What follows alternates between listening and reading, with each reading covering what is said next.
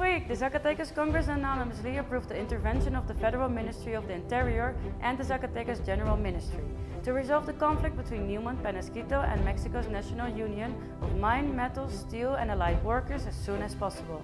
In other news, the Mexican corporate credit app Kapital has invested $50 million in Banco Autofin and aims to acquire the bank's entire operations over 4 to 6 months.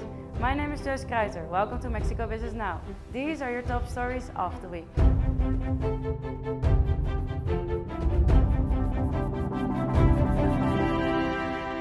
The final piece of infrastructure required to initiate production at Mexico's inaugural floating liquefied natural gas facility is scheduled to depart from a shipyard in Texas next week, as confirmed by the U.S. Coast Guard.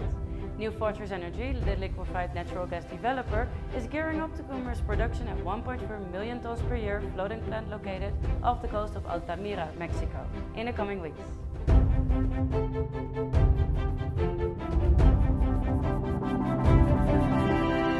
During the first 7 months of the year, the volume of beef, pork and chicken imports increased by 7.7%, while exports decreased by 12.3%, resulting in a trade deficit of $1.5 billion.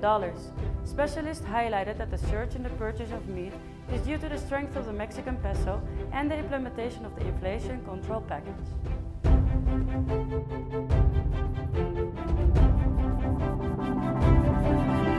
Mexican corporate credit app Kapital has invested $50 million in Banco Autofin and aims to acquire the bank's entire operations over 4 to 6 months. Carlos Septién Michel, Banco Autofin's Director General, highlighted the synergy between the fintech and the bank, emphasizing the compatibility of the two companies.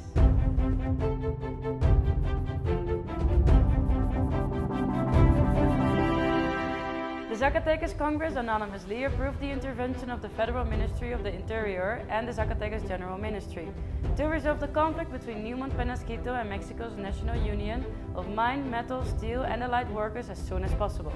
The main mining associations in Mexico have also urged the government to mediate the issue before the court intervenes, as the strike's repercussions impact the whole sector.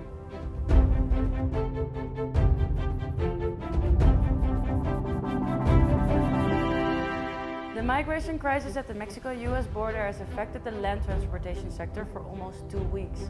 The US Customs and Border Protection Agency decided to close the Bridge of the Americas, which connects Chihuahua with Texas, for 3 days.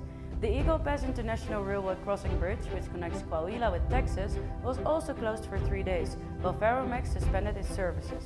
The closures have led to business to suspend their operations, causing significant losses and delays. The delays are expected to cause daily losses of $500 million in commercial trades. All of this and more at mexicobusiness.news. Don't miss out on this week's Mexico Business Now podcast, starring Flavio Palotti, Mexico General Manager of Zoomed, available on all streaming platforms. This weekly roundup was brought to you by Mexico View, the premier community of multinational business leaders focused on Mexico.